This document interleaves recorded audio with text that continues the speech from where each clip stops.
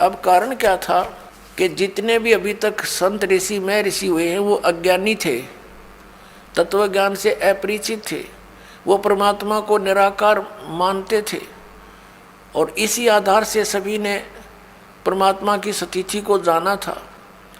और इसी आधार से ये महर्षि दयानंद और इसके जितने भी अनुयायी आचार्य हुए हैं उन्होंने उसी आधार से भगवान को मानकर वेदों का अनुवाद किया। तो अब इनके आगे याद आ गई कि परमात्मा की महिमा चल रही है और हम परमात्मा परमात्मा लिखते आ रहे हैं।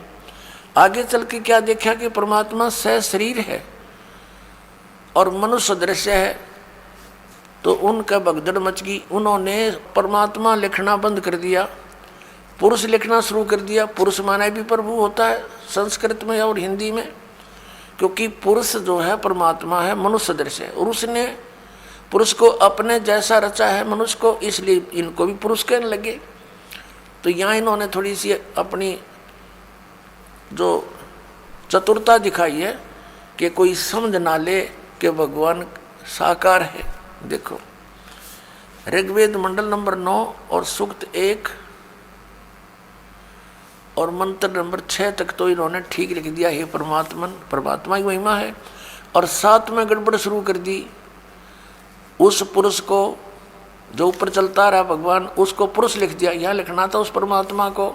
आगे देखो 8 में भी यही कर दिया, उस पुरुष को, उस परमात्मा को उग्र गतियाँ प्रेरणा करती हैं और भासमान शरीर को, तेजोमय शरीर को, सुंदर शरीर को वह पुरुष वो परमात्मा प्राप्त होता है अपने आत्माओं। ये स्पष्ट हो गया कि परमात्मा साकार है, सशरीर है और वो शरीर को प्राप्त होता, शरीर तो है ही उसका, यहाँ प्रकट होता तो हमें दिखता है कि वो हमें प्राप्त हुआ। वो अव्यक्त है, अव्यक्त मीन निराकार नहीं होता। अब पुरुष माने क्या होता है ये देखिए, इस महर्षि के ही अनुवाद में दिखाते हैं आपको, दयानंद के अनुवाद में। ये है यजुर्वेद है, ये प्रकाशक वही सार्वदेशी कार्य प्रतिनिधि सभा 2/5 महर्षि दयानंद, भवन रामलीला मैदान नई दिल्ली। ये दयानंद सरस्वती द्वारा कृत है, ये अनुवाद किया है इसका और ये मुद्रक वही है। अब यजुर्वेद के अंतिम अध्याय का अंतिम मंत्र में इसने स्वयं लिखा पुरुष माने परमात्मा। ये देखो ये यजुर्वेद है वही, भाषा भाष्यम 4400 अध्याय 40वां अध्याय मंत्र नंबर 17। इसके अंदर ये पुरुष शब्द है, पुरुष, इसका अर्थ इन पुरुष है माने पूर्ण परमात्मा।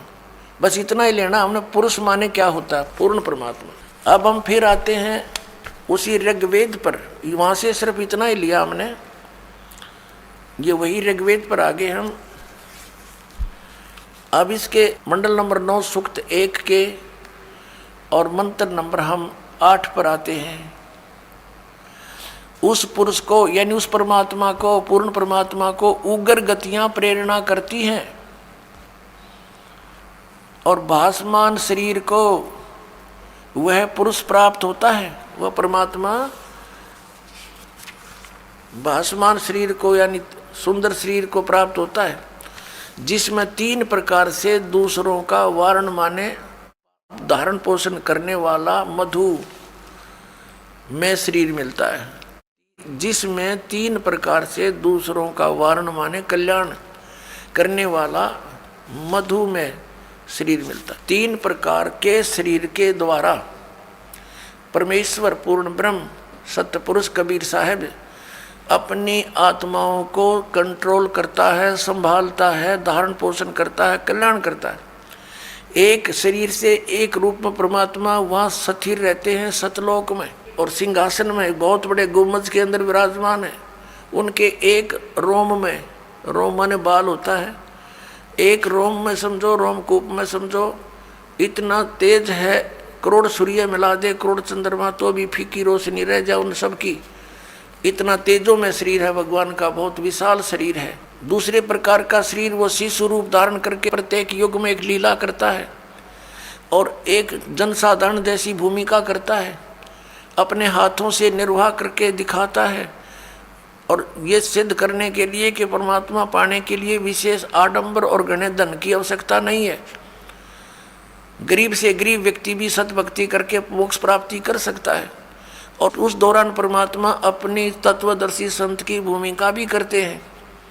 और तीसरे प्रकार की उनके शरीर की जो अन्य शरीर धारण करके परमात्मा रूप बनाकर रूपांतर करके आते हैं, वो एक जिंदा महात्मा यानी संत का रूप धारण करके आते हैं। और किसी भी पुण्यात्मा को कहीं भी मिल जाते हैं, उनको ज्ञान से परिचित कराते हैं, सतलोक ले जाते हैं, वापस छोड़ते हैं, अपने गवाह बना करके उनको प्रचार हेतु छोड़ देते हैं। ये 3 प्रकार से लीला करता भगवान, 3 प्रकार के शरीर धारण करके। तो उसकी बताई। अब कहा तो शिशु रूप में जब परमात्मा यहाँ प्रकट होते हैं तो उनकी परवरिश की लीला कुंवारी गायों के द्वारा होती है। ये वेद भी गवाही दे रहे हैं और वो प्रैक्टिकल परमात्मा ने 600 वर्ष पहले कर ही रखा। तो अब समझ में आ जाएगा who is God, Kabir is God. या देखिएगा, ये ऋग्वेद मंडल नंबर 9 सूक्त 1 मंत्र 8 हमने पढ़ लिया। अब 9वां पढ़ेंगे। उस सोम स्वभाव वाले श्रद्धालु पुरुष को, सोम माने लिखना था उस अमर पुरुष को, ये शिशुम यानी कुमार अवस्था में ही सब प्रकार से अभी अधन्या अहिंसनीय, धेनो माने गौवें तृप्त करती हैं। अब इन्होंने परमात्मा ने इनके कर कमलों से शुक्र है थोड़ा बहुत ठीक लिखवा दिया, ना तो कति अड़ंगा भी कर सकते थे। अभी अधन्या, अधन्या माने बिल्कुल बिना दड़ाई। जैसे दास बचपन से अपने गांव में सुना करते थे, कहते थे ये गायें बिना धनाई है, तो उसको संस्कृत में अधन्या, अधन्या बिना धनाई, यानी जिसने गर्भ धारण ना किया, यानी बिना धनाई है ये। और अभी अधन्या पूर्ण रूपेण यानी अनटच्ड कुमारी। अभी अधन्या माने कुंवारी गौओं के द्वारा, वो कुंवारी गायें दूध देती हैं, उससे भगवान की परवरिश की लीला होती है, वो तृप्त करती है उसको। ये देखना ऋग्वेद मंडल नंबर 9 सूक्त 1 मंत्र 9 में उस शिशु रूपधारी अमर पुरुष को, ये कहना चाहिए था, लिखना चाहिए था, उस शिशु रूप में प्रगट परमात्मा को सब प्रकार से, अधन्या माने सब प्रकार से बिना धनाई, यानी अभी अधन्या पूर्ण रूपेण अनटच्ड, धेनव माने गौवें तृप्त करती हैं, उनकी परवरिश की लीला उनसे होती है। बोलो सतगुरुदेव की जय।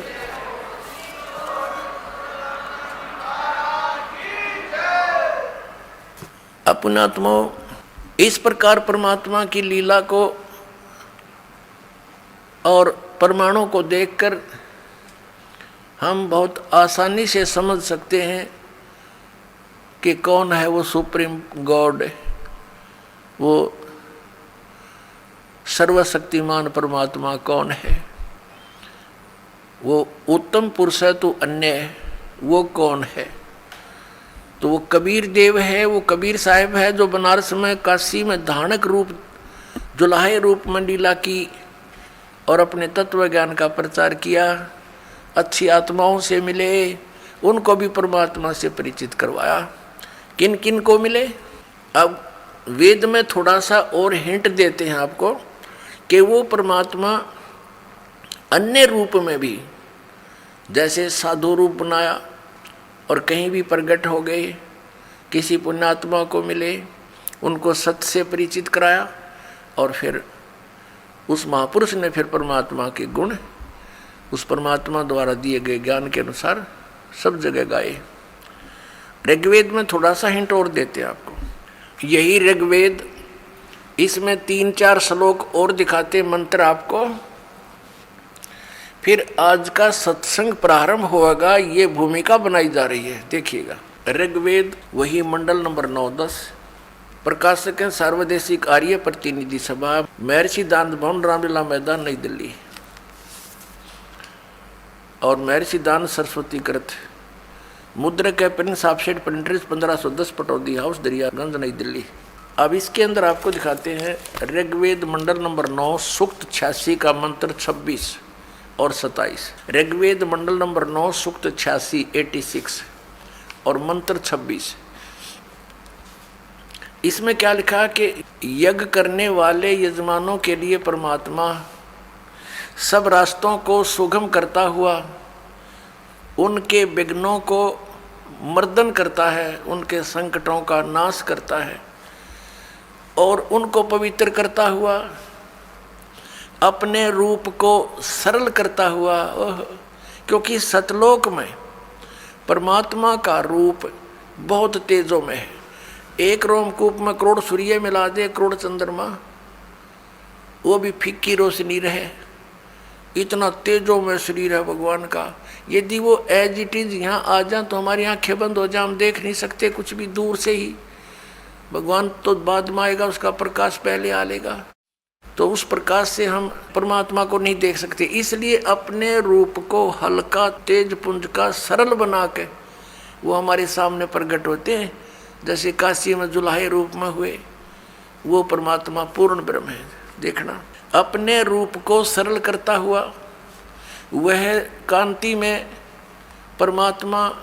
यहाँ इन्होंने कबीर को अर्थ सर्वज्ञ लिख दिया, यहाँ लिखना था वो कबीर देव। अब ये कंसेप्ट यहाँ क्लियर फेर करना पड़ेगा कि जहाँ पर भी परमात्मा की महिमा चल रही हो वेदों में, तो वहाँ पर यदि कबीर शब्द है, कबीर, तो वहाँ लिखना पड़ेगा कबीर देव। जैसे ये खुद लिखते हैं, ये संस्कृत और व्याकरण के ज्ञाता। अब फिर यजुर्वेद दिखाना पड़ेगा। देखिएगा, ये यजुर्वेद है, ये महर्षि दान सरस्वती कृत, प्रकाशक है सार्वदेशी कार्य प्रतिनिधि सभा 2/5 महर्षि दयानंद भवन रामलीला मैदान नई दिल्ली। और ये महर्षि दान सरस्वती द्वारा इसका अनुवाद किया गया है और मुद्रक Prince offset printers 1510 Pataudi house Daryaganj नई दिल्ली से ये छपा है। यजुर्वेद अध्याय नंबर 36 में 60 से अध्याय आरंभ 36 में और मंत्र नंबर 1 में यहाँ यजु शब्द लिखा है। यजु रचम वाचम प्रपदे मनो यजु प्रपदे। इस यजु का अर्थ अनुवाद करते समय महर्षि दयानंद ने यहाँ सही किया है। यजु का अर्थ लिख दिया यजुर्वेद, बिल्कुल ठीक किया। यदि यहाँ यजु का अर्थ के मैं अन्य कर देता, क्योंकि यजु माने होता है परमात्मा से मिलने की विधि, यानी यज्ञ स्तुतियाँ, ये भी अर्थ होता। अगर यहाँ वो ये अर्थ कर देता तो यहाँ महिमा थी यजुर्वेद की, तो यजुर्वेद ना लिखकर कुछ अन्य अर्थ कर देने से अनर्थ हो जाता और जिसकी महिमा बोली जा रही है उसको पहचान नहीं पाते। इसी प्रकार जहाँ पर भी कबीर लिखा हो, कबीर जिसके अपसर्ग लगा दी जाती है, तो वहाँ लिखना चाहिए कबीर देव। और कबीर देव लिखने से फिर बात सुलझ गई। हम उसको कबीर देव कहने लगे, कबीर हम वह को वह बोलते हैं, तो कबीर देव माने परमात्मा, कबीर साहब। तो ये कवि जहाँ लिखा है इन्होंने, कवि कोई सर्वज्ञ नहीं होता, ये भी भूल लगी है इनको। कवि का अर्थ सर्वज्ञ नहीं हो सकता। कवि का अर्थ काव्यकार तो हो सकता है, अगर वो भी प्रकरणवश कोई प्रकरण चल रहा हो या महिमा भगवान की चल रही है। अड़ाओ ये कवि का अर्थ कर दिया सर्वज्ञ। सर्वज्ञ ये शब्द तो कर रहे हैं, हम भगवान के विषय में बोल रहे हैं, लेकिन उसका नाम लिखना था। हु इज दैट गॉड, वो कौन है वो परमात्मा जो ऐसी लीला करता है, वो कबीर देव है, वो कबीर साहब है। फिर आइए, अब हम फिर ऋग्वेद पर आ गए हैं, जो अभी आपको दिखाया था। ये इन्हीं के द्वारा प्रकाशित है और ये वही। अब ऋग्वेद, हम फिर उसी पर आ गए। ऋग्वेद मंडल नंबर 9 सूक्त 86 के मंत्र 26 पर, यज्ञ करने वाले यजमानों के लिए, यानी भक्ति करने वाले भक्तों के लिए, यजमान कहो से भगत कहो, परमात्मा सब रास्तों को सुगम करता हुआ उनके विघ्नों को मर्दन करता है, उनके संकटों का नाश करता है, उनको पवित्र करता हुआ और अपने रूप को सरल करता हुआ वह कांति में परमात्मा। यहाँ कबीर देव लिखना था। ये देखो, ये कबीर अतो, हम इसको कबीर बोलने लगे, वह को वह, ये कबीर है, हम कबीर बोलते हैं। अब देखिएगा, इसका इन्होंने यहाँ संधि छेद करके ये ऐसे लिख लिया, ये अपसर्ग लगा दिए दो, जैसे यजु में लगाए थे तो यजुर्वेद लिख दिया, वो ठीक किया। तो यहाँ कबीर देव लिख देते, कबीर देव, इनकी संस्कृत व्याकरण भी बनी रहती, कबीर देव लिख देते। और हम कबीर साहब बोलते हैं उसको, वह को वह बोलते हैं, कबीर साहब, कबीर देव, कबीर परमेश्वर। तो यहाँ ये महिमा किसकी है? कबीर देव। क्या लिखा है कि वह कांति में परमात्मा कबीर देव, या लिखना था कबीर देव, कबीर साहब, विद्युत के समान क्रीड़ा करता हुआ, यानी विद्युत जैसी, बिजली जैसी गति से चलता हुआ वर्णीय पुरुष को प्राप्त होता है। अच्छी आत्मा, वर्णीय माने अच्छी आत्मा को प्राप्त होता है। आगे देखो वो कहाँ रहता है भगवान? 27वें मंत्र में, ऋग्वेद मंडल नंबर 9 सूक्त 86 मंत्र 27 में, जो परमात्मा ध्युलोक के तीसरे पृष्ठ पर विराजमान है। ओह, ध्युलोक माने उस तेजो में लोक के, सतलोक के तीसरे पृष्ठ पर विराजमान है। सतलोक के तीसरे पृष्ठ पर, तीसरे स्थान पर, यानी उसमें भी विभाजित है।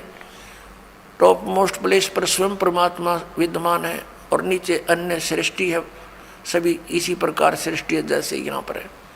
इसको समझने के लिए ऐसा समझो जैसे दिल्ली और बाह्य दिल्ली होती है, तो परमात्मा उस ध्युलोक के तीसरे पृष्ठ पर वहाँ रहता है, वहाँ विराजमान है, साकार है, मनुष्य दृश्य है, वहाँ से गति करके आता है। अब देखना ऋग्वेद मंडल नंबर 9 सूक्त 82 मंत्र नंबर 1, जो सर्व उत्पादक प्रभु, सबकी उत्पत्ति करने वाला परमेश्वर, प्रकाशमान, सद्गुणों की वृष्टि करने वाला, पापों का नाश करने वाला, हरण करने वाला है, वह राजेव, राजा के समान। ये देखना ये है 269 पृष्ठ पे। अब हम पढ़ेंगे 270 पृष्ठ पे। राजा के समान दर्शनीय है, राजा के समान देखने योग्य है, साकार है, मनुष्य दृश्य है। ये वेद गवाही दे रहे हैं इन्हीं के कर कमलों से, जो भगवान को निराकार निराकार करके और दुनिया को बरगलाया करते थे। आज उन्हीं के कर कमलों से, उन पवित्र सदग्रंथों में परमात्मा ने दया करके ये ठीक अनुवाद करा दिया ना। ये अड़ंगा भी कर सकते थे, क्योंकि अन्य सब जगह उल्टा लिख रखा भगवान निराकार है। अब परमात्मा राजा के समान दर्शनीय है, देखने जोगा है। वह पृथ्वी आदि लोक लोकांतरों के चारों ओर शब्दायमान हो रहा है। वह वर्णीय पुरुष को, अच्छी आत्मा को, जो दृढ़ भक्त है, उसको पवित्र करता हुआ प्राप्त होता है। पवित्र करता है, ज्ञान से साफ करता है। जिस प्रकार विद्युत स्नेह वाले स्थानों को आधार बनाकर प्राप्त होता है, अपनी आत्मा स्पष्ट कर दिया।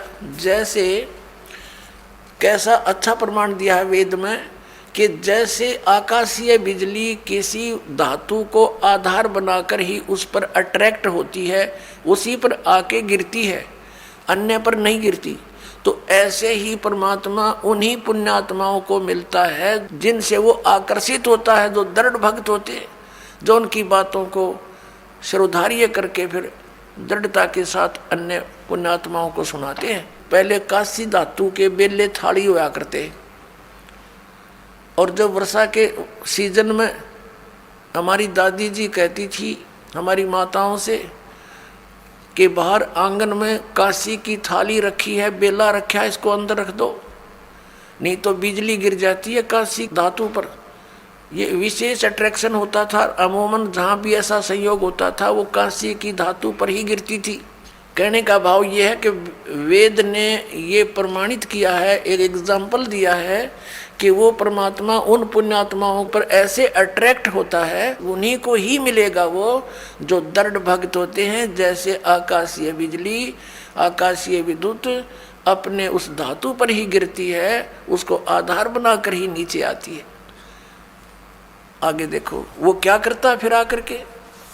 ऋग्वेद मंडल नंबर 9 सूक्त 82 मंत्र 1 पढ़ लिया। अब दूसरे में क्या लिखा है?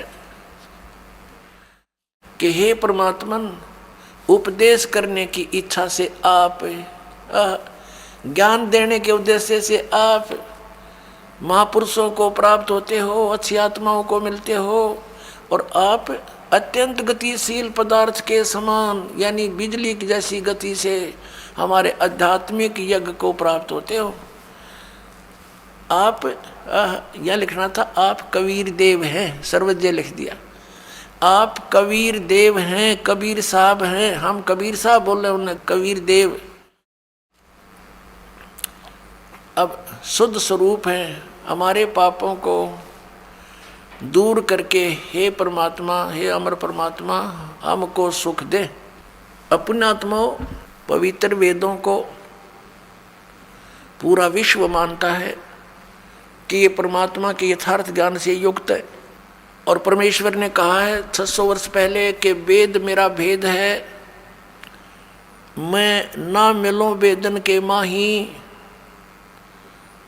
और जौन वेद से मैं मिलूं वो वेद जानते नहीं। जौन वेद से मैं मिलूं वो वेद जानते नहीं। कबीर परमेश्वर ने कहा था कि धर्मदास, हे प्यारी आत्मा, ये चारों वेद मेरा ही गुणगान कर रही है, पर इसको ये समझ नहीं पा रहे। अब जब आदरणीय धर्मदास जी के विषय में जानकारी आपको देंगे तो उनसे वार्ता में क्या क्या बातें हुई।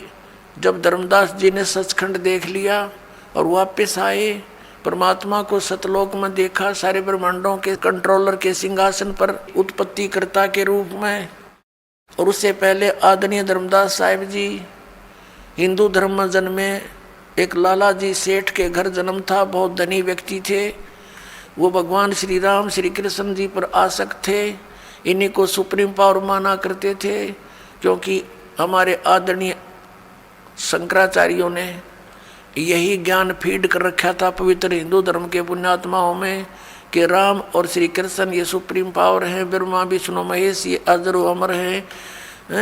विशेषकर विष्णु और शंकर जी को ये अजर अमर कहा करते थे, इनके कोई माता पिता नहीं है। और जब धर्मदास जी ने सतलोक में देखा भगवान को, जब नीचे आकर देखा वही जुलाहे के रूप में कार्य करते को, तब उन्होंने कहा था, हे भगवान, सचमुच भगवान तो आप हो। तो हमें बताया गया कि पुराणों में लिखा है कि श्री विष्णु जी सुप्रीम पावर हैं, वेदों में लिखा है श्री विष्णु जी ही सुप्रीम पावर हैं, शंकर भगवान सर्वशक्तिमान हैं, यही अजर अमर हैं। हे परमात्मा, क्या फिर ये वेद कतेब झूठे हैं? पुराण और वेद क्या झूठे हैं जो इनमें ऐसा लिखा है कि ब्रह्मा विष्णु महेश के कोई माता पिता नहीं? तब परमेश्वर ने कहा था, वेद कतेब झूठे नहीं भाई, झूठे हैं ये समझे नहीं। झूठे तो ये जो वेदों को इन पुराणों को समझ नहीं सके, उआ बाई का ज्ञान प्रचार कर रहे हैं, लोक वेद सुना रहे हैं, आपको बरगला रही है। तो फिर शंका हुई कि हे परमेश्वर, इतने महर्षि हो लिए, सतयुग से लेकर आज तक क्या किसी ने वेदों को समझा नहीं? तब परमेश्वर ने कहा था, गुरु बिन काहू न पाया ज्ञाना, जो थोथा भूस चढ़े मूड किसाना। गुरु बिन वेद पढ़े जो प्राणी, समझे न सार रहे अज्ञानी। कि भाई गुरु बिन काहू न पाया ज्ञाना, जो थोथा भूस चढ़े मूड किसाना। मूर्ख व्यक्ति थोथे भूस पर लठ मारे जा, उसको कूटता रहे, उसमें क्या हासिल होगा? तो इसी प्रकार ये थोथा भूस कूट रहे थे सभी ऋषि महर्षि। जैसे कल आपको दिखाया था सत्संग में, रूबरू करा था उन पुराणों के, जिसमें ब्रह्मा विष्णु महेश नाशवान है, वो स्वयं स्वीकार करते हैं हमारी जन्म मृत्यु होती है।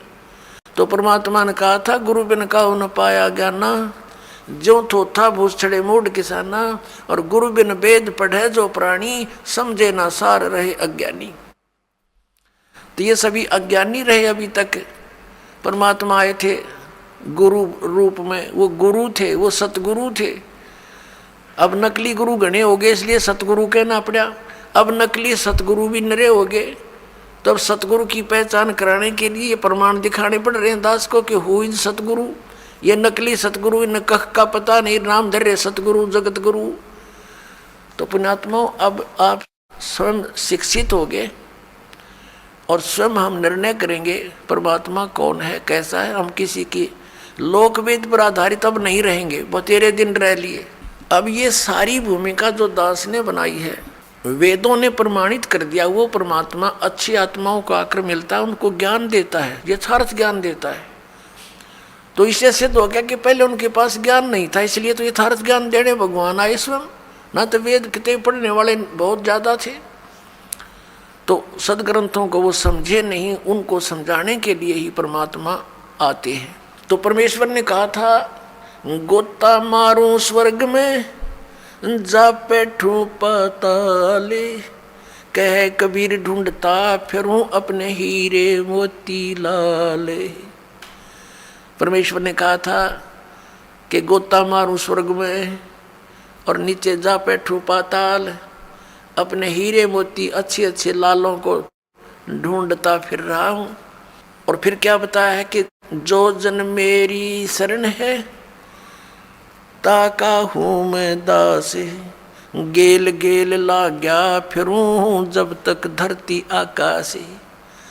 परमात्मा कहते हैं, जो एक बार मेरी शरण में किसी भी समय किसी युग में आगी वो आत्मा, फिर उसके साथ ऐसे पीछे पीछे फिरूंगा जब लग धरती आकाश रहेगा।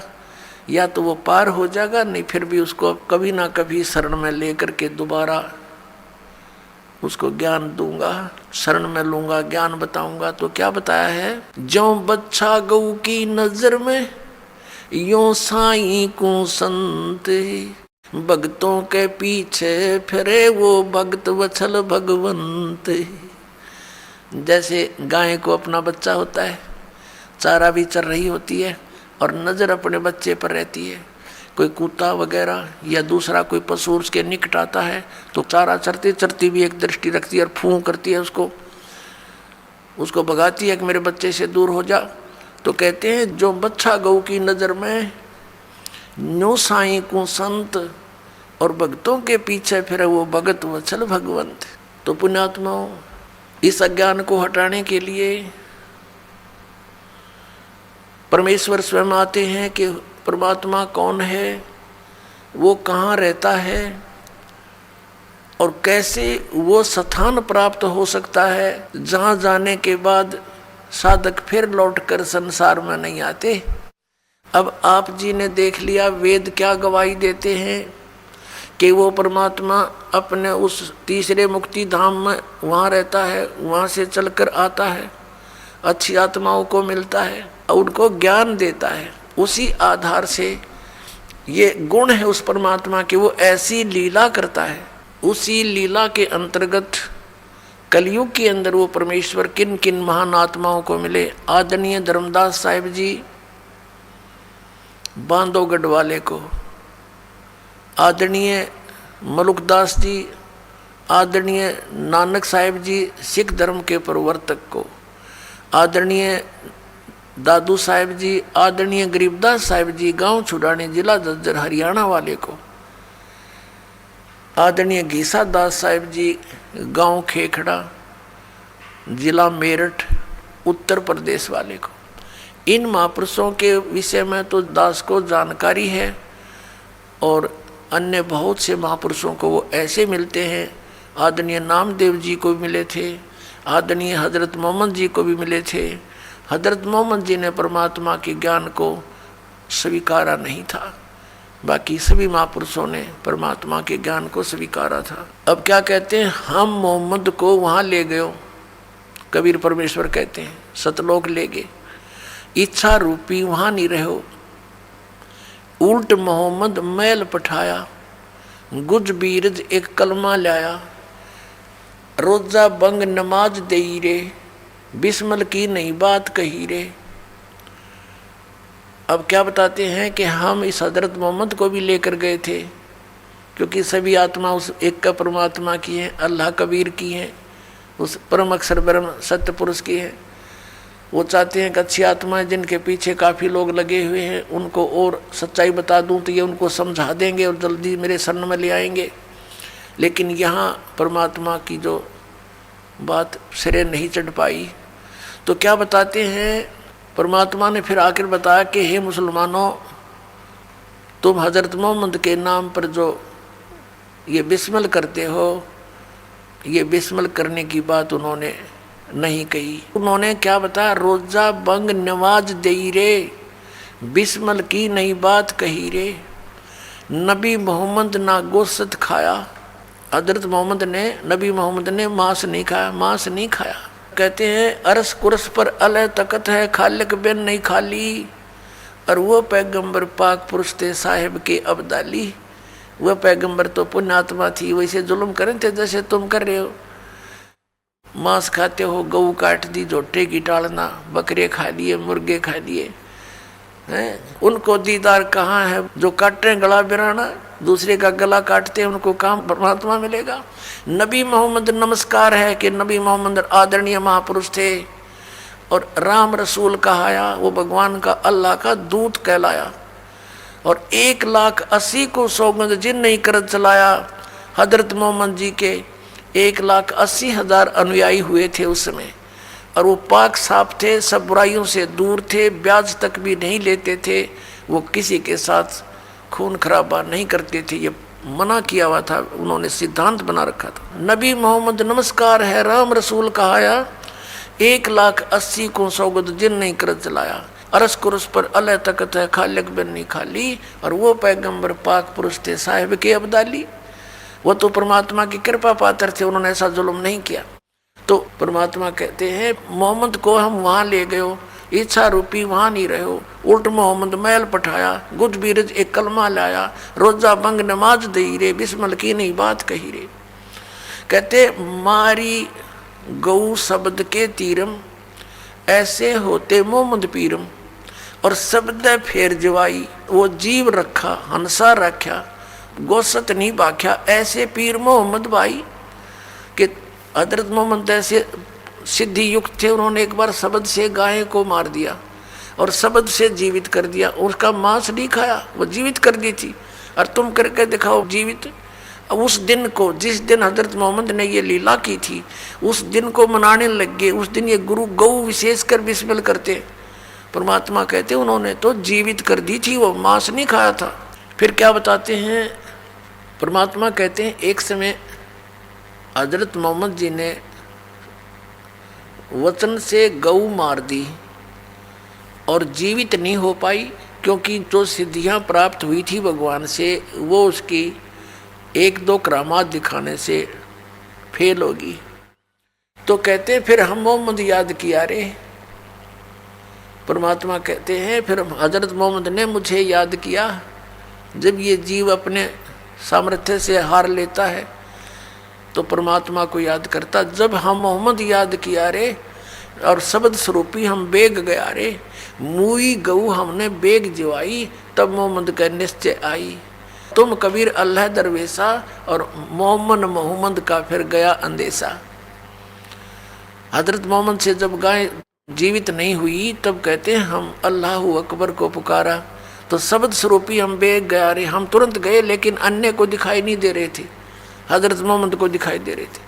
और वो गाय हमने जीवित कर दी तो सामने खड़े लोगों को यही भ्रम रहा कि हजरत मोहम्मद जी ने गाय फिर जीवित कर दी। लेकिन उस दिन हजरत मोहम्मद के ये विश्वास हुआ कि अल्लाहु अकबर, कि अल्लाह कबीर ही है। अब उस अल्लाहु अकबर को मुसलमान जानते नहीं, पहचानते नहीं, कौन है वो अल्लाहु अकबर, कौन है वो अल्लाह कबीर। इसी प्रकार झांकी वे कबीर की नानक की तीवा, वह सिक्का का गड़पड़ी कौन छुटावे था। सतलोक के अंदर नानक साहब जी को परमात्मा लेकर गए थे, वहाँ जाकर देखा कबीर साहब की झांकी नज़ारा सतलोक का। फिर उसमें काशी के अंदर एक धानक रूप में, जुलाए रूप में कार्य करते देखा। फिर कहा था वाहे गुरु वाहे गुरु वाहे गुरु, वो ये तो वो गुरु है, वाह गुरु वाह वाह वाह, माने वाह, धन्य धन्य, ये तो सच्चा सचमुच पूर्ण गुरु है। अब सिखों को पता नहीं कि वो आदरणीय नानक साहिब जी ने किसको कहा था वाहे गुरु। तो ये सारा ज्ञान अब आपके रूबरू होगा और सब मानव इसको समझेगा और फिर सच्चाई को ग्रहण करेगा, क्योंकि हम भगवान के लिए भटक रहे हैं। अब हम अपने प्रसंग पर आते हैं कि वो परमात्मा अपने गुणानुसार, अपने जो लीला करता उसके अनुसार पुण्यात्माओं को मिलते हैं। आदरणीय धर्मदास साहिब जी को मिले, जैसे दास जी ने आधा दर्जन पुण्यात्माओं के शुभ नाम आपके रूबरू किए। उनमें से आदरणीय धर्मदास साहिब जी बांधवगढ़ मध्य प्रदेश के रहने वाले थे। बहुत बड़े सेठ थे। एक रूपदास नाम के गुरु बना रखे थे, और जैसा भी ज्ञान इन शंकराचार्य जियों ने हमें दे रखा है उसके आधार से श्री राम, श्री कृष्ण, विष्णु और शंकर भगवान को सर्वेश्वर महेश्वर मानकर पूजा किया करते थे। एकादशी का व्रत और 68 तीर्थों पर जाना अनिवार्य बता रखा था। उसी ज्ञान से प्रेरित वो पुण्यात्मा आदरणीय धर्मदास साहिब जी तीर्थ करते हुए बांधवगढ़ से पैदल चले और मथुरा में पहुंच गए, वृंदावन मथुरा। और जहाँ पर श्री कृष्ण जी गौओं को पानी पिलाया करते थे, स्वयं भी उसमें नहाया करते थे, क्योंकि पहले तालाबों से ही स्वयं भी पीते थे और पशु भी उसी में पीते थे, उसी में नहाते थे। बड़े सरोवर हुआ करते थे, तो वो कोई हानि नहीं करते थे। अब उस सरोवर में स्नान करने के लिए अपने गुरुजी के द्वारा बताए गए भक्ति मार्ग के आधार से मथुरा में पहुंच गए। उस जोड़ में नहाए, तालाब में स्नान किया और बाहर आकर के कुछ स्थान लिप्या, गाय के गोबर और मिट्टी मिला करके कुछ पवित्र बनाया स्थान।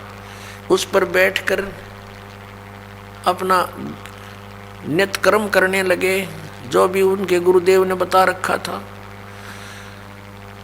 उसमें पहले तो शालिग्राम की पूजा की, भगवान विष्णु की मूर्ति की, उसकी पूजा की, उसको नवाया धवाया, खूब सुथरे नए कपड़े पहना दिए मूर्ति को। भगवान विष्णु की मूर्ति ठाकुर जी बोलते हैं उसको।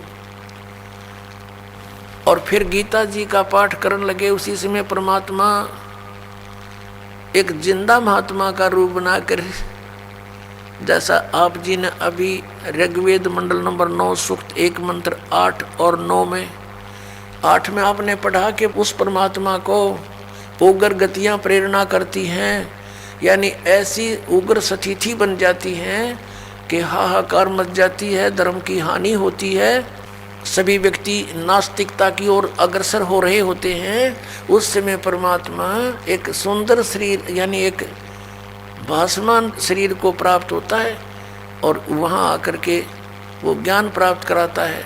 तो उससे क्या होता है कि वो परमात्मा 3 प्रकार के शरीर से सबका वारण करता है, कल्याण करता है। एक तो आपको बता सतलोक में परमात्मा रहते हैं, उसके एक रोमकूप में करोड़ सूर्य मिला दे, करोड़ चंद्रमा, ऐसा उनकी शोभा है, इतना प्रकाश है उनके बॉडी का, शरीर का, साकार है, मनुष्य दृश्य। और दूसरा आपको बता शिशु रूप धारण करके आते हैं, वो दूसरी प्रकार के फिर लीला में बड़े होते हैं। एक जनसाधारण की लीला प्रत्येक युग में करते हैं, उसी नाम से वो प्रसिद्ध रहते हैं और ज्ञान भी प्रचार करते हैं, जिस कारण से वो कवियों के माध्यम से, लोकोक्तियों के माध्यम से अपना ज्ञान प्रचार करते हैं, जिससे वो प्रसिद्ध कवि भी कहलाते हैं। ऐसा वेदों में लिखा है। ऋग्वेद मंडल नंबर 9 सूक्त 96 में 96 के मंत्र 16 से लेकर और 20 तक ये स्पष्ट उसमें किया हुआ।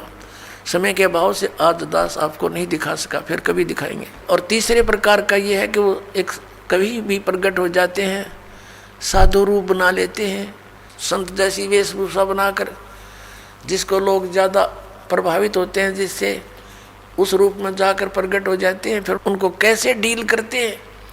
यदि वो जाते ही किसी को कह दें कि तेरा ज्ञान गलत है तो कोई नहीं सुने, लड़ पड़े, काल ने इतने भ्रमित कर रखे हैं। तो परमात्मा ने जाकर के साधु रूप बना करके एक जिंदा महात्मा का रूप बनाकर, जिंदा महात्मा मुसलमानों में होते हैं, विशेषकर काला ओवरकोट पहनते हैं। एक काला ओवरकोट पहनते हैं पूरा घुटनों से नीचे तक का, एक काला कच्छा पहनते हैं अंडरवियर, और एक काला टोप रखते हैं ऐसे चोटे से वाला। ये वेशभूषा होती है जिंदा संत की। तो जिंदा महात्मा का रूप बना के, जिंदा महात्मा का धर्मदास जी को मिले, वहाँ बैठ के थोड़ी सी दूरी पर जब धर्मदास जी ने अपना नित्य कर्म कर लिया और बड़े ध्यान से सुन रहे थे, भगवान ऐसे गर्दन कर रहे थे, तो धर्मदास जी ने सोचा ये मुसलमान भक्त हमारी गीता जी के ज्ञान से बड़ा प्रभावित हो रहा है। उसने और ऊंचे स्वर से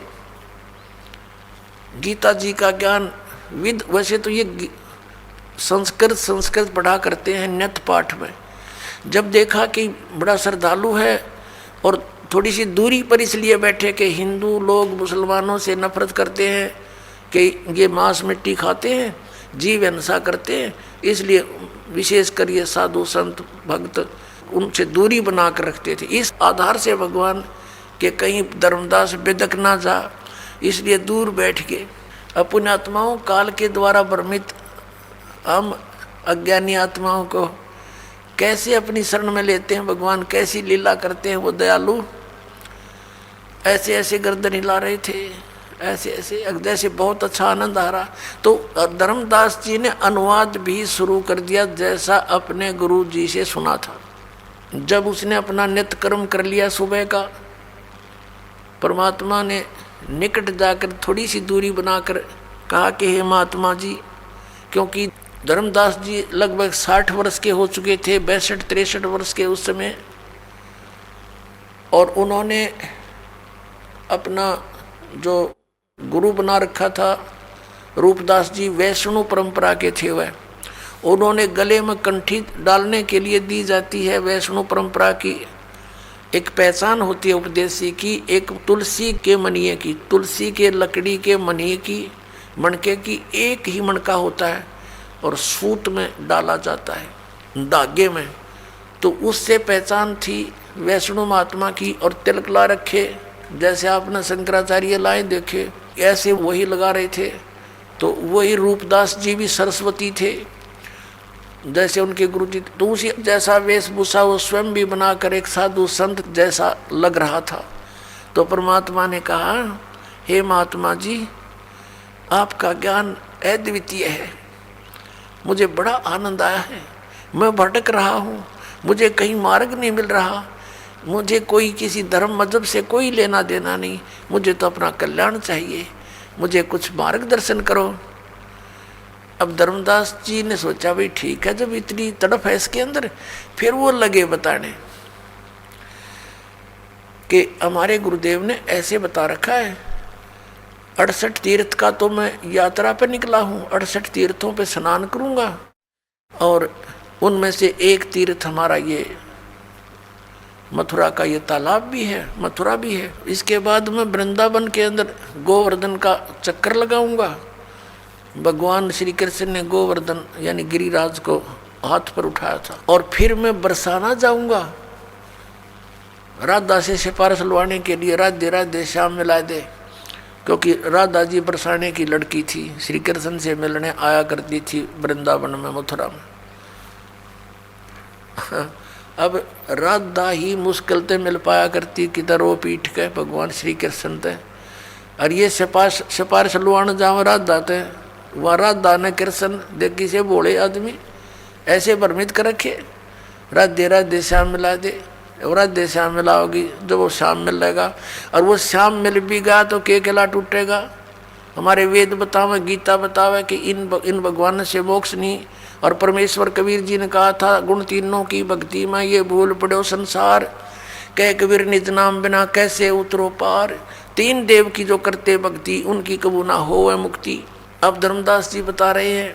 और उसके बाद एकादशी का व्रत रखता हूँ मैं, ये बहुत ही उत्तम व्रत है, इसके रखने से मोक्ष हो जाता है। श्राद्ध निकालते हैं, सब क्रियाएं करते हैं हम, और राम कृष्ण का जाप जपते हैं, हरे कृष्ण हरे राम राम राम राधे श्याम सीता राम हरे राम।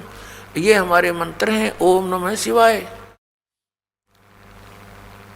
अब परमात्मा ने जब उसने सारा कुछ कह लिया तब कहा कि हे महात्मा जी, मेरा उद्धार करो, दीक्षा दे दो मुझे, आप मुझे अपना शिष्य बना लो, और मेरी कुछ जिज्ञासा है, मेरे कुछ शंका का कुछ समाधान भी चाहता हूँ। तो धर्मदास जी ने कहा कि देखो जी, हम शिष्य नहीं बना सकता मैं, क्योंकि ऐसे शिष्य बनाना पाप होता है, क्योंकि मुझे आदेश नहीं है। और मेरे गुरुजी हैं रूपदास जी, उनके पास चलो मैं आपको दीक्षा दिला दूंगा। तो परमात्मा ने कहा ठीक है आप ऐसे ही करना, पर मेरे कुछ शंका का समाधान कर दो ताकि मुझे विश्वास और मैं चलूँ आपके साथ। अब बोलो बोलो। तब परमात्मा ने कहा कि आप जी ने आप ज्ञान बता रहे हो कि ब्रह्मा विष्णु महेश अजरो अमर है, इनकी जन्म मृत्यु नहीं होता, और शंकर और विष्णु जी ये सुप्रीम पावर है, यही सर्वशक्तिमान है। और आप ये भी कह रहे हो कि गीता जी का ज्ञान श्री कृष्ण जी ने दिया, और श्री कृष्ण इज विष्णु। बिल्कुल ठीक है, क्योंकि ज्ञान सुनाया उसने सारा कुछ, उसके बाद परमात्मा बोले ठीक है। और आप कहते हो कि विष्णु जी सुप्रीम गॉड हैं, सबसे उत्तम परमात्मा है। ये बिल्कुल सही है, ऐसा ही लिखा है। तो परमात्मा ने कहा कि गीता जी का ज्ञान किसने बोला? श्री कृष्ण जी ने। ठीक है, आप पढ़ रहे थे आप अभी पढ़ रहे थे आपकी गीता जी में, इसमें लिखा है कि अर्जुन तेरे और मेरे बहुत जन्म हो चुके, तू नहीं जानता मैं जानता हूं। तो ये अविनाशी कैसे हुए आपके भगवान जिसने दिया गीता जी का ज्ञान? पुणात्माओं, श्रीमद् भगवद गीता अध्याय नंबर 2 के श्लोक 12 में, श्रीमद् भगवद गीता अध्याय नंबर 4 के श्लोक 5 और 9 में, अध्याय नंबर 10 श्लोक 2 में गीता ज्ञानदाता स्वीकारता है कि मेरे जन्म और मृत्यु होते हैं, अर्जुन तेरे भी होते हैं, मेरे भी होते हैं। तो इससे सिद्ध हुआ कि ये अविनाशी कहाँ हुआ? नाशवान है।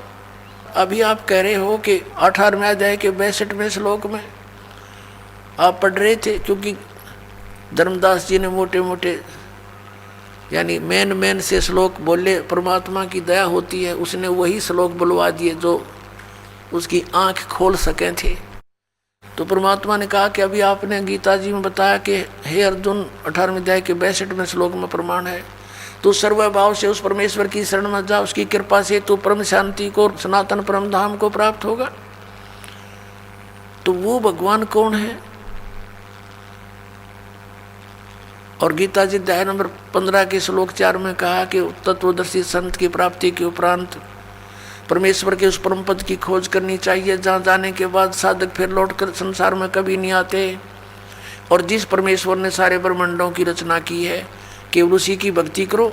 आपका भगवान गीता ज्ञानदाता ये कह रहा है, गीता ज्ञानदाता तो कह रहा है कि उसकी भक्ति करो। वो कौन है मुझे वो बता दो, बस फिर मैं आपके गुरु का चेला। अब धर्मदास की तो आंखें फूल गई, सब भूल गया, कोई जवाब नहीं, बेबाक हो गया, गूंगा और बहरा हो गया, सुन्न हो गया काफ़ी देर तक। यूँ क्या कही भाई, सच्चाई बिल्कुल सारी।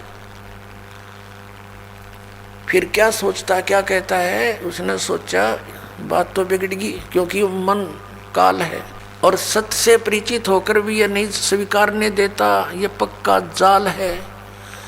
अब धर्मदास ने विषय बदल दिया, कहने लगा हम वैष्णव साधु हैं, हम जीव हिंसा नहीं करते, हम तो तुम्हारे जैसे शूद्र को निकट भी नहीं बैठने देते, तो क्या बातें बना रहा है, और हम कोई जीव हिंसा नहीं करते। अब उसने देख लिया धर्मदास जी ने कि ये मुसलमान है और ये मांस खाते हैं, तो ये एक टोंट कस दिया कि हम जीव हिंसा नहीं करते हैं और हम किसी का बुरा नहीं करते, हम ऐसे ऐसे अपने लग गया बड़ाई करने।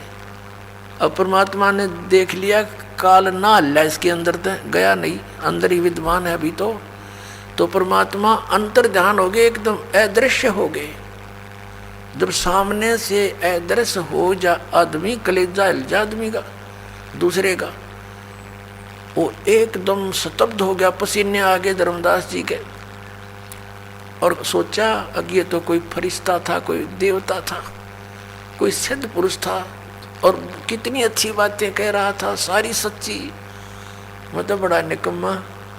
देख, हो सकता है भगवान हो, कहते हैं ना जाने परमात्मा किस वेश में आ जाता है। ये पुरानी कहा था पुणात्मा। तो परमात्मा निराकार क्यों करो यार, जब सारे प्रमाण मिलन लग रहे हो, ना जाने किस वेश में कब आ जावे, किस साधु संत के रूप में आ जावे। आइए अब हम उन श्रद्धालुओं के अनुभव जानते हैं जो जगत गुरु तत्वदर्शी संत रामपाल जी महाराज जी से दीक्षा प्राप्त कर चुके हैं तथा उनके द्वारा बताए गए भक्ति मार्ग पर चल रहे हैं। नमस्कार जी। नमस्कार सर। क्या नाम है बहन जी आपका? भगवती सुमन। बहन जी आप कहाँ के रहने वाले हैं? नई दिल्ली कृषि विहार से। बहन जी संत रामपाल जी महाराज से नाम दीक्षा आपने कब ली? 2009 में परमात्मा बंदी छोड़ रामपाल जी महाराज से जुड़े भाई हम। संत रामपाल जी महाराज से नाम दीक्षा लेने से पहले क्या आप कोई भक्ति साधना करते थे? जी भाई जी करते थे। संतोषी माता को पूजती थी, देवी देवताओं को, पितरों को, गोगा को, सब अनेक प्रकार की जो भक्ति होती समाज की सब करते थे। भोले जी की भी करते थे, शिव जी को, गणेश की, सब करते थे भाई। बहन जी आप ब्रह्मा विष्णु शिव जी की भक्ति साधना करते थे, इनसे आपको क्या लाभ हुए? भाई लाभ तो कुछ नहीं हुआ, बस यही है कि देश समाज को देखते देखते हम भी करते रहे, चलते रहे। फिर हमारे भगत जी को, मेरा आदमी को, भगत जी को बहुत परेशानी आई। शराब पीते थे, बीड़ी पीते थे, गुटखा खाते थे, जर्दा खाते थे और बहुत मतलब बीमार रहते थे वो। और घर में नुकसान ही नुकसान रहता था। कई देवी देवताओं को ले जाते थे, झाड़ फूक वालों को ले जाते थे, उनको कहीं से कोई राम नहीं मिलता था भाई। बहुत परेशान रहते थे, अड़चन ही अड़चन आती रहती थी। और घर की इतनी हालत खराब थी कि हम 20 साल किराए पर रहते थे। मेरी शादी हुई तो मैं मतलब घर से निकाल दिया था मेरे जेठाने और जेठ ने, तो हमारे पास घर भी नहीं था, हम किराए पर रहते थे। फिर मेरे बच्चे भी बहुत लेट हुए थे, बच्चों के लिए परेशान थी। ऊपर से भगत जी बीमार भी रहते थे, शराब भी पीते थे और घर भी नहीं था। तो इतनी हालत खराब थी कि मैं सोचती थी कि अब क्या करूं परमात्मा। इतनी गरीबी और इतना परेशानी होती थी कि बहुत ज्यादा। बहन जी संत रामपाल जी महाराज के बारे में जानकारी आपको कहाँ से मिली? सर मेरी बुआ सास का लड़के ने नामदान ले रखा था संत रामपाल जी महाराज जी से। तो मेरे पतिदेव थे जो हॉस्पिटल में नाम एडमिट कर रखे थे, तो वहाँ किडनी में उनको प्रॉब्लम थी। तो शाम को घर आए तो उन्होंने बोला कि भाई कैसे लेटे हुए? तो मेरे पति जी बोले कि भाई मेरे को ऐसे ऐसे किडनी में प्रॉब्लम है। तो उन्होंने आके बोला कि भाई ऐसी ऐसी बात है कि बरवाला आश्रम में संत रामपाल जी महाराज आए हुए हैं, उनसे नामदान उपदेश लेके और अपना दर्द ठीक हो जाएगा। तो सर हम रात निकालनी हमें मुश्किल हो गई, तो हम बच्चों को लेके सुबह दोनों आदमी और मेरी बुआ सास का लड़का हमें लेके चले गए बरवाला आश्रम में। वहाँ जा जाके हमने लंबी लाइन में तो लगे, लेकिन हमने ये नहीं पता था वहाँ जाके कि नाम लेने के बाद गुरु संत रामपाल जी महाराज से दर्शन होते हैं और आशीर्वाद लिया जाता है। तो सर हम 2 घंटे लाइन में, मैं भी खड़ी रही माइयों की लाइन में और मेरे भगत जी बच्चे को लेके खड़े रहे। जैसे हमारा परमात्मा संत रामपाल जी महाराज जी के पास जाने का नंबर आया तो हमसे पूछा गया वहाँ सेवादारों ने कि आपने नामदान कब लिया? तो हम बोले सर हमें तो नामदान का हमें पता ही नहीं था, कैसे भी लिया जाता। तो बोले कि नामदान लेने के बाद ही गुरुजी से आशीर्वाद मिलेगा। तो हम दोनों को अलग से कर दिया था लाइन से।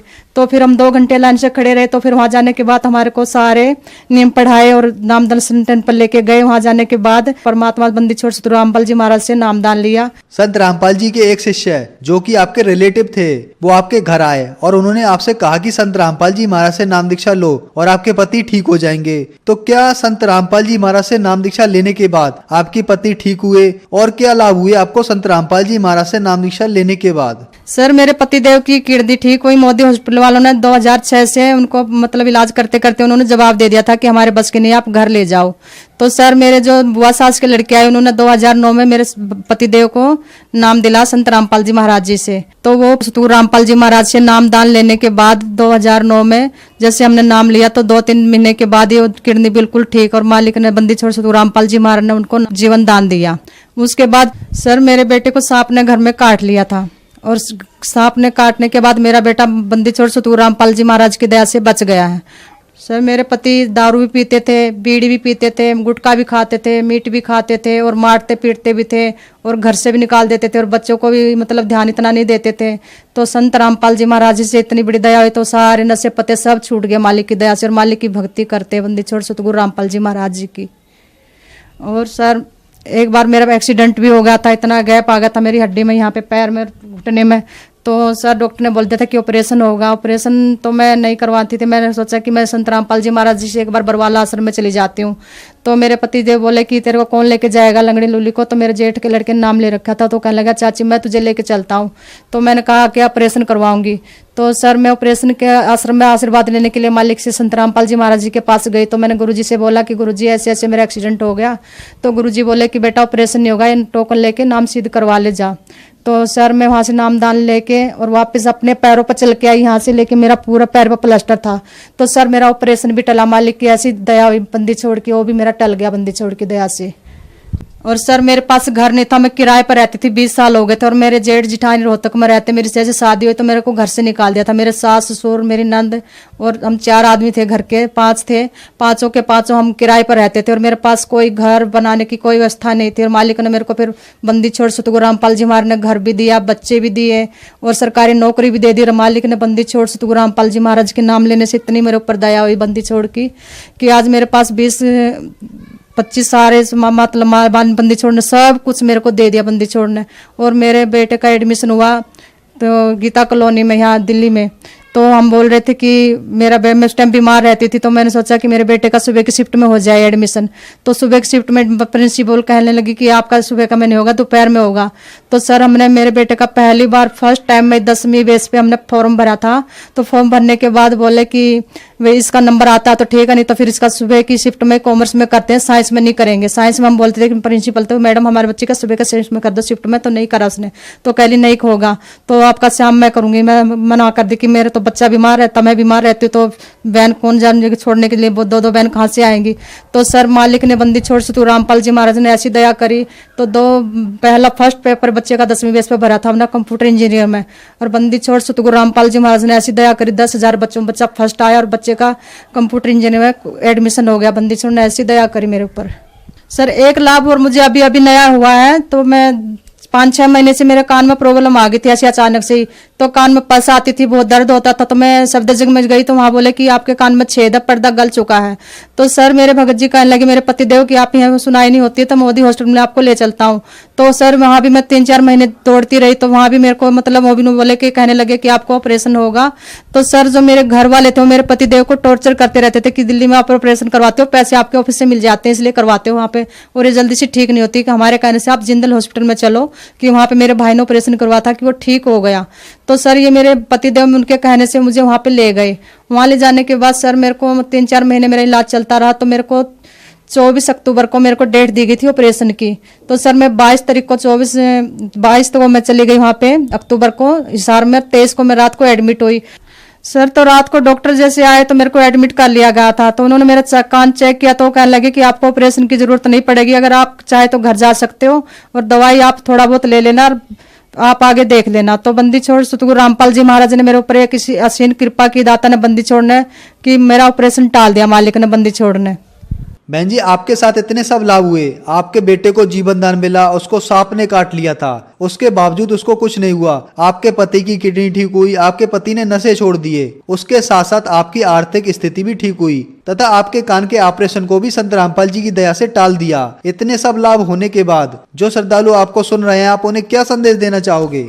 भाई मैं तो सब समाज को हाथ जोड़ के प्रार्थना कर सकती हूँ कि बंदी छोड़ सतगुरु रामपाल जी महाराज की शरण में आओ और नाम दाम लेके अपना कल्याण कराओ। धन्यवाद बहन जी। सत साई भाई।